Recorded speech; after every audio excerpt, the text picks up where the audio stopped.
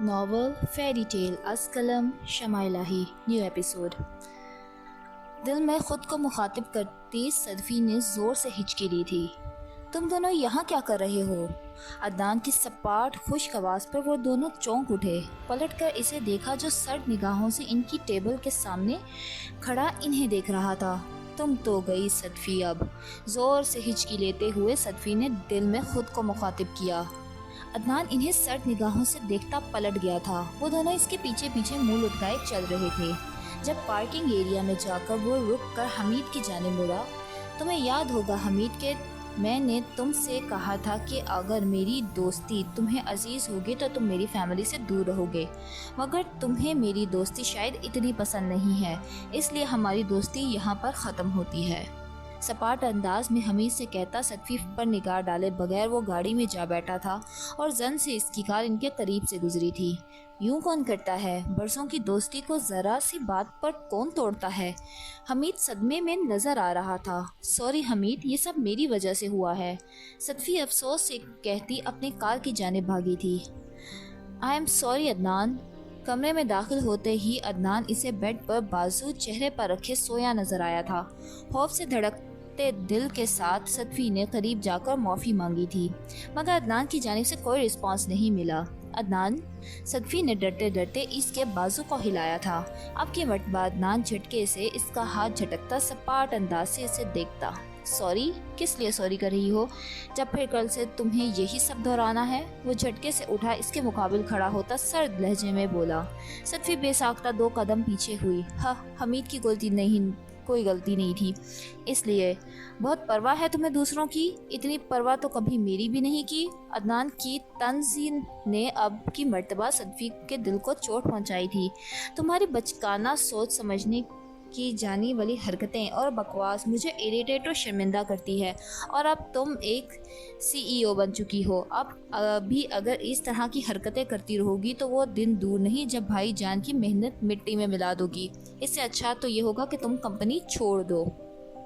عدنان کے غصیلے اجنبی تاثرات چہرے پر سجائے کہہ رہا تھا اور صدفی خاموشی سے اسے دیکھتی جا رہی تھی۔ البتہ آنکھیں اس کے دل ٹوٹنے والے جملے سن کر خاموش اور ساکت نہیں رہی تھی۔ آنکھیں آنسوؤں سے بھرتی اور گرے آنکھوں کے کٹوروں سے نہایت خاموشی سے رخسار سے پھیل کر نیچے گر کر بے مول ہو رہے تھے، اسی خاموشی سے جس خاموشی سے عدنان اس کا دل توڑ رہا تھا۔ چلو میں بچکانہ حرکتیں کرتی ہوں، بنا سوچے سمجھے بولتی ہوں، مگر عدنان تقی میں بنا سوچے سمجھے لوگوں کا دل تو نہیں توڑتی۔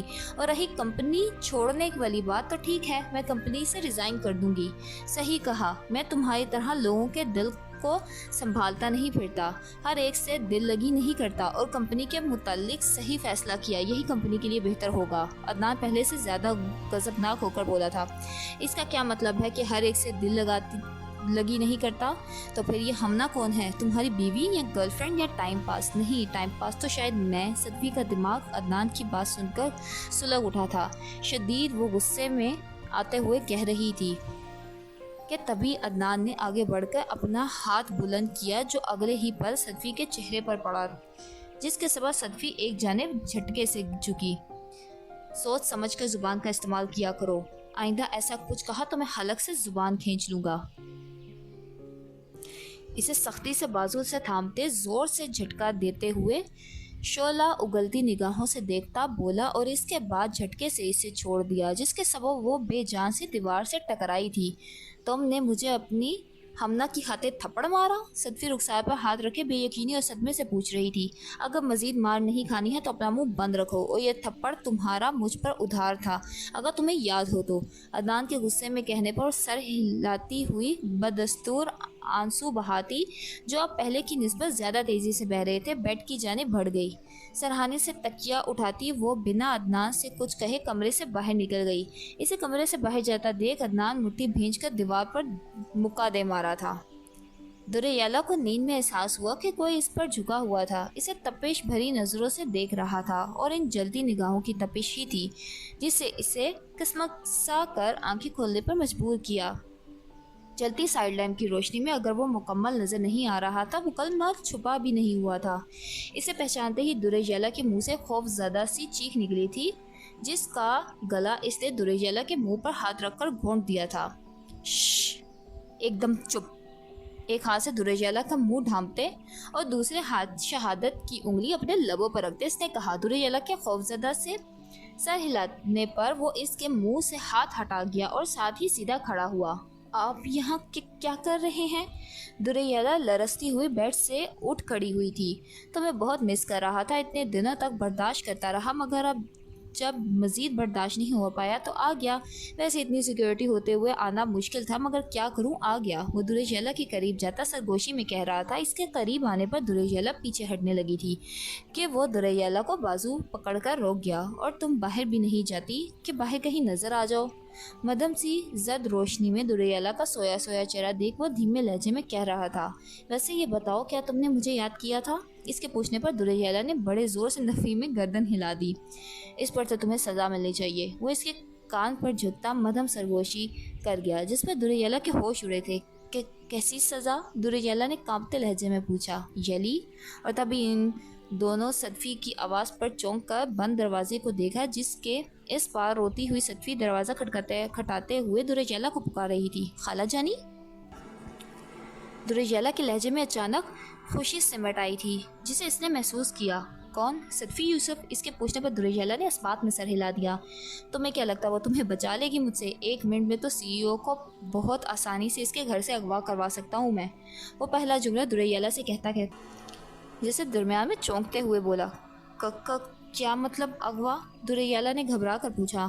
تمہاری خالہ جانی کو اغوا کرنے والا ہوں میں، وہ کہتا ہوا دریجیلا کو چھوڑ دروازے کی جانب بڑھا تھا۔ نہیں، آپ ایسا نہیں کر سکتے۔ وہ خوف سے لرزتی ہوئی اس کے سامنے دونوں بازو پھیلا کر دروازے کے ساتھ لگ کر کھڑی ہو گئی تھی، جسے اسے جانے نہیں دے گی۔ امیزنگ! بلیک ڈیول نے حیرانگی اور دلچسپی سے دریجیلا کو دیکھا تھا۔ مجھے کون روکے گا؟ کیا تم روک سکتی ہو؟ نہیں، مگر پلیز ایسا مت کریں۔ اس کے پوچھنے پر دریجیلا آنکھوں میں آنسو لیے بولی۔ اگر تم اس طرح کرو گی تو کچھ سوچنا تو پڑے گا ہی۔ چلو میں سوچتا ہوں۔ ٹھیک ہے، چلو میں تمہارے لیے کچھ آپشنز رکھتا ہوں۔ کیسے آپشنز؟ دریجیلا نے خوش ہوتے ہوئے پوچھا کہ اس نے صدفی کو اغوا کرنے کا ارادہ چھوڑ دیا ہے۔ اگر تم مجھے یہاں کیوٹ سا پیار دو گی تو تمہاری خالہ کو اغوا نہیں کروں گا۔ وہ اپنی پیشانی پر انگلی رکھ کے بولتا۔ دریجیلا کے تھوڑا قریب ہوا تھا۔ کیا مطلب؟ دریجیلا بھکلائی۔ پیار کرنے کا کیا مطلب ہے؟ بلیک ڈیول لبوں پر مسکراہٹ سجائے کہتا دریجیلا کی پیشانی پر جھکا تھا، جس کا چہرہ اپنی پیشانی پر اس کا دہکتا لمس محسوس کر کے دہک اٹھا تھا۔ اور اگر یہاں پیار کیا تو کچھ دنوں تک تمہاری خالہ کو اغوا کرنے کے بارے میں سوچوں گا بھی نہیں۔ وہ اب اپنے رخسار کی جانب اشارہ کرتے ہوئے بولا تھا، مگر دریجیلا نے اسے دیکھا ہی نہیں تھا۔ وہ سرخ چہرہ لیے لرزتی پلکوں کے ساتھ چہرہ جھکائے ہوئے تھی۔ یار تم دیکھو گی نہیں تو آپشن کا کیسے پتہ چلے گا؟ وہ کہتا ہوا دریجیلا کی تھوڑی شہادت کی انگلی سے اونچا کر گیا۔ مجھے تم سے بات کرنی ہے۔ غائب دماغی سے مسلسل دروازہ کھٹکھٹاتی صدفی کو پیچھے سے عدنان کی آواز آئی، مگر مجھے کوئی بات نہیں کرتی۔ عدنان تک اس کی بھیگی غم سے بوجھل آواز آئی تھی۔ تم یہ مت سمجھنا کہ میں کوئی سوری کرنے کے لیے تم سے بات کرنا چاہتا ہوں، میں ماریسا کے متعلق بات کرنا چاہتا ہوں۔ عدنان آگے بڑھ کر سختی سے صدفی کا بازو دبوچے ہوئے اپنی جانب اس کا رخ کیا۔ صدفی کا رو رو کر سرخ ہوتا چہرہ دیکھ اس کے دل نے اسے بری طرح ملامت کیا، جسے قطعی نظر انداز کیے وہ بدستور سخت بنا رہا۔ ماریسا کو انفارم کر دینا کہ میں عنقریب اس کی رخصتی کرنے والا ہوں۔ دریجیلا کی شادی کے متعلق عباس کی ماما مسز اینا نے مجھ سے کہا تھا، مگر میں نے انہیں مزید 2 مہینے کے لیے ٹال دیا۔ تب تک دریجیلا خود کو سنبھال لے گی۔ عدنان کھڑا اجنبی لہجے میں صدفی سے نگاہیں چرائے کہہ رہا تھا، جو آنسو بھری نگاہوں سے اسے دیکھ رہی تھی۔ جب سب فیصلے تم نے کر لیے ہیں تو انفارم کرنے کی کیا ضرورت؟ سیدھا اس دن بتاتے جس دن ماریسا کی رخصتی ہونی ہے اور دریجیلا کی شادی۔ دھیمے شکوے بھرے لہجے میں کہتی ماریسا واپس دروازے کی جانب جا کر دروازہ کھٹکھٹانے لگی۔ تو جلدی سے آپشن چنو۔ دریجیلا پھٹی آنکھوں میں جھانکتا وہ ہلکی سی شرارت لیے بولا۔ میں دریجیلا کا سر گھوم گیا تھا اور اسے لگا کہ وہ اب گرنے ہی والی ہے، اور تبھی اسے دروازے کی دوسری جانب صدفی کے ساتھ ساتھ عدنان کی آواز بھی آئی تھی۔ چاچو؟ دریجیلا نے چونک کر کہا۔ جاؤ آپ یہاں سے۔ دریجیلا ڈیول کو ہاتھ سے مخالف جانب دھکیلتے ہوئے بولی تھی۔ کیا تم مجھے پکڑوانے کے بجائے بچانا چاہتی ہو؟ بلیک ڈیول نے حیرت سے پوچھا تھا۔ ٹھیک ہے، اگر آپ کو پکڑنے جانے کا شوق ہے تو رکے، میں دروازہ کھول دیتی ہوں۔ دریجیلا کہتی دروازے کی جانب بڑھی۔ جو اب جانے کے لیے میں پھر آؤں گا۔ اس نے جھک کر دریالہ کے کان میں کہا تھا، خالہ جانی۔ دریالہ دروازہ کھولتے ہی سامنے کھڑی صدفی کو دیکھ پکارا، دریالہ بند کر دو دروازہ۔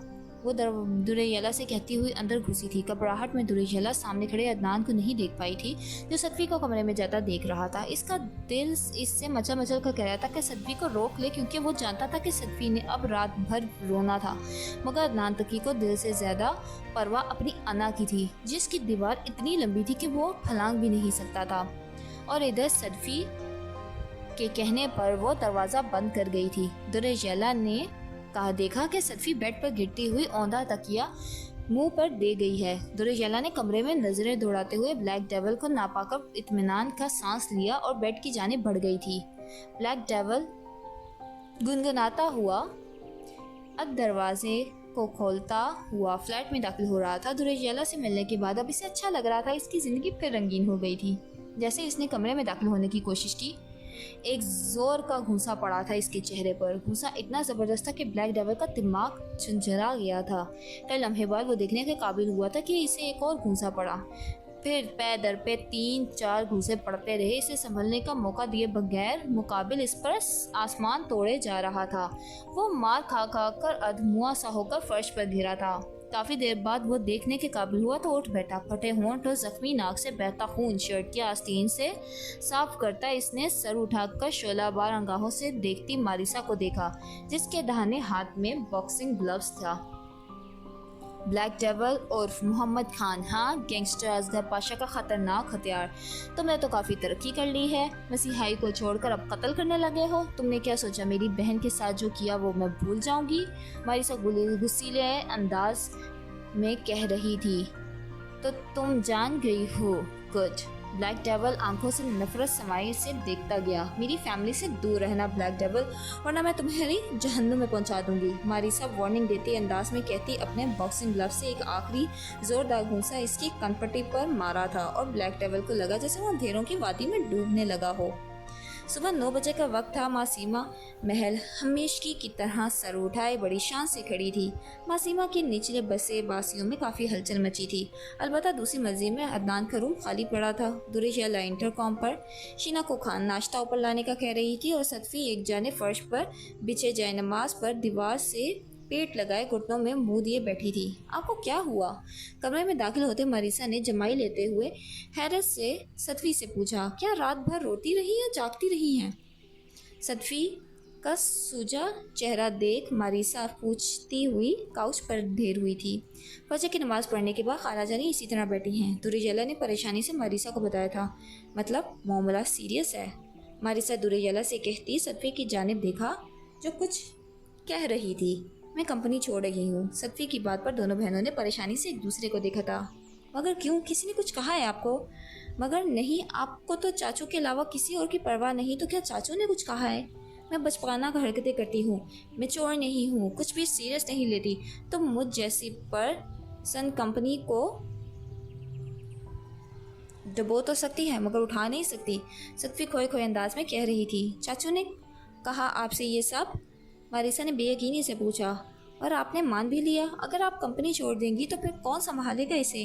نہ چاچو کو، نہ مجھے، اور نہ دریالہ کو IT کا کچھ آتا ہے، اور نہ ہی ہمیں کوئی سمجھ ہے، اس لیے تو بابا نے انجینئرنگ آپ کو کروائی ہے۔ اور اگر آپ بھی کمپنی چھوڑ دیں گی تو پھر کیا ہم اسے اپنے نام نہاد رشتہ داروں پر چھوڑ دیں گے تاکہ وہ ہڑپ کر جائیں؟ اب کے بعد ماریسا نے خفگی سے کہا تھا، ٹھیک ہے آپ کمپنی چھوڑ کر اپنے شوہر کی خواہش پوری کریں اور بابا کی وصیت نہ مانیں۔ ماریسا کے کہنے پر صدفی نے نگاہ اٹھا کر اسے دیکھا۔ کریں وہی جو آپ کے شوہر چاہ رہے ہیں، ماریسا ناراضگی سے کہتی ہوئی کاؤچ سے اٹھی تھی۔ میں شاور لے لوں پھر ناشتہ ساتھ کریں گے آپی؟ دریالہ انہیں پریشانی اور دکھ سے دیکھتی واش روم کی جانب بڑھی تھی۔ عدنان تمہاری رخصتی کرنا چاہتا ہے۔ صدفی دریالہ کے واش روم میں جانے کے بعد ماریسا سے بولنے لگی، واٹ؟ آخر چاچو چاہتے کیا ہیں؟ ماریسا دوبارہ کاؤچ پر گری تھی۔ یہ بتاؤ تم کیا چاہتی ہو؟ مجھے وہ پسند نہیں ہے، صدفی کے پوچھنے پر ماریسا نے صاف کہا تھا۔ تو پھر کیا تم الگ ہونا چاہتی ہو؟ صدفی ماریسا کے تاثرات جانچتی ہوئی بولی، میں ایسا چاہتی ہوں مگر میرے اندر اتنی ہمت نہیں ہے کہ بابا کی خواہش کو توڑ دوں۔ اب کی مرتبہ ماریسا نے بے بسی سے کہا تھا، تو پھر اس رشتے کو ایک موقع دے کر دیکھو، شاید کہ بھائی جان کی خواہش تمہاری خواہش بن جائے۔ صدفی کے کہنے پر بڑی دقت سے ماریسا نے سر اسپات میں ہلایا تھا۔ کیا حال سناؤں دنیا کا، کیا بات بتائیں لوگوں کی، دنیا کے ہزاروں موسم ہیں، لاکھوں ہیں ادائیں لوگوں کی، کچھ لوگ کہانی ہوتے ہیں دنیا کو سنانے کے قابل، کچھ لوگ نشانی ہوتے ہیں بس دل میں چھپانے کے قابل۔ وہ ایک سنہری خوبصورت شام تھی جو دھیرے دھیرے مدھم پڑ رہی تھی اور سیاہ تاریکی میں ڈھلتی جا رہی تھی۔ معصومہ اتنی خوبصورت تھی کہ اسے مزید سجاوٹ کی کوئی ضرورت نہیں تھی، البتہ لان رنگ برنگی کمکم و فانوس اور رنگ برنگے پھولوں سے سجا تھا۔ آج ماریسا تقی کی رخصتی تھی، تو وہ تھی ہی کافی خوبصورت، مگر آج ہمیشہ سے ہٹ کر جینز کرتی اور شرٹ چھوڑے قدموں تک چھوتے چاکلیٹی گھیرے دار فراک اور دھلنوں والا میک اپ میں وہ بے انتہا خوبصورت لگ رہی تھی، اور فوزان ذوالقفر بھی میچنگ شیروانی میں آج کچھ کم نہیں لگ رہا تھا۔ دونوں بظاہر ایک دوسرے کے لیے مکمل اور پرفیکٹ لگ رہے تھے، پرفیکٹ میچ کی مثال، اور ان دونوں کی جوڑی لوگوں کو پسند بھی آ رہی تھی۔ رخصتی کے وقت ماریسا نے لگ کر دوریشیلا اور صدفی بچوں کی طرح پھوٹ پھوٹ کر رو رہی تھی۔ ماریسا کی آنکھوں سے بھی آنسو جاری ہو رہے تھے۔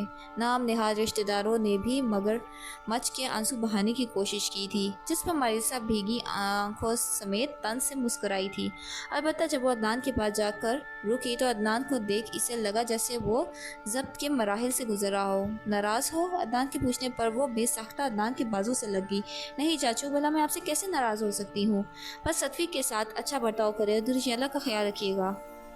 وہ عدنان سے الگ ہوتی آنسو بھرے آنکھوں سے بولی، جس پر عدنان نم سا مسکراتا ہوا اس بات میں سر ہلا گیا تھا۔ اس کا قطعی دل نہیں چاہ رہا تھا معصومہ چھوڑ کر جانے کو۔ اسے آج پتہ چل رہا تھا کہ اسے معصومہ سے کتنی محبت تھی، کہ اسے چھوڑنا اسے ایسا لگ رہا تھا جیسے وہ اپنے دل کو کچلتے ہوئے چلتی پھولوں سے سجی گاڑی میں بیٹھتی جس کا ڈور فوزان کھولے کھڑا تھا۔ ماریسا تقی معصومہ اور اپنے پیاروں کو چھوڑنے کے غم میں اس طرح ڈوبی ہوئی تھی کہ پہلی مرتبہ زندگی میں وہ اپنے اطراف اور خود سے اس طرح غافل ہوئی تھی۔ اسے ہوش اس وقت آیا جب اس کے کانوں میں فوزان کی زہر میں بھجی استہزائیہ انگیز آواز آئی، کیا تم اس انتظار میں بیٹھی ہو کہ تمہارا شوہر آئے گا، تمہارا گھونگھٹ اٹھاتے ہوئے تمہاری حسن کا قصیدہ پڑھے گا، پھر بڑے پیار سے تمہیں منہ دکھائی دے گا؟ کہیں تم یہ سب تو نہیں سوچ رہی ہو؟ فوزان کی آواز پر جب وہ ہوش میں آئی تھی، سر اور نظریں اٹھائے ہوئے اس نے فوزان کو دیکھا جس کی آنکھوں میں نفرت جھلک رہی تھی۔ ماریسا لمبی سانس لیتی خود کو ایک نئی جنگ کے لیے تیار کر گئی تھی۔ ایک بات تو بتاؤ، جب میں تمہیں اتنی پسند ہی نہیں تھی، مجھ سے اتنی نفرت تھی، تو کیوں کیا تم نے مجھ سے نکاح؟ اور اب یہ رخصتی؟ جیسے نفرت کرتے ہیں ایسے بیوی نہیں بناتے۔ ماریسا اس کے سامنے کھڑی ہوتی نارمل انداز میں کہہ رہی تھی، پرسکون سی، سزا کے لیے تم نے جو جرم کیے اس کی سزا تمہیں دنیا کی کوئی عدالت نہیں دیتی، کیونکہ تم ایک امیر باپ کی بیٹی تھی اور خود بھی قانون دان تھی، بچانے کے ہنر جانتی تھی۔ کیا تم جانتی ہو اس کے بعد بیوی ہی ایک لوتی مخلوق ہوتی ہے جسے آپ مجرم مانتے ہوئے کوئی بھی سزا دے دو، زندہ زمین میں دفن کیوں نہ کر دو، کوئی پوچھنے والا نہیں ہوتا شوہر سے کہ ایسا کیوں کیا، کیونکہ شوہر کو مجازی خدا کہتے ہیں۔ فوزان زہریلے لہجے میں کہتا ہوا انگلیوں میں دبے جلتے سگریٹ کو ماریسا کی ہاف سلیو سے جھانکتے بازو پر داغ گیا تھا۔ وہ ماریسا کے چہرے پر تکلیف کے آثار دیکھنا چاہتا تھا، مگر وہاں چہرے پر کوئی آثار نہیں تھے۔ ماریسا نے لاپرواہی سے اپنا سگریٹ سے داغا ہوا بازو گردن جھکا کر اسے دیکھا اور پھر سر اٹھا کر اسے دیکھا۔ اچھا، تو تم مجھے سزا دینا چاہتے تھے، اس لیے یہ سب کیا؟ گڈ، اب یہ بتاؤ دو کہ جرم کیا ہے میرا جس پر تم مجھے سزا دینا چاہتے ہو؟ ماریسا نے بدستور اطمینان سے پوچھا تھا، جس پہ فوزان ذوالقفر کو وقتی حیرت میں ڈالا تھا۔ سزا کے لیے تم نے جو جرم کیے اس کی سزا تمہیں دنیا کی عدالت نہیں دے سکتی۔ Okay, this is repeated one. تم گناہ کر کے بھول کیسے سکتی ہو؟ تمہیں آرام سے نیند کیسے آ جاتی ہے؟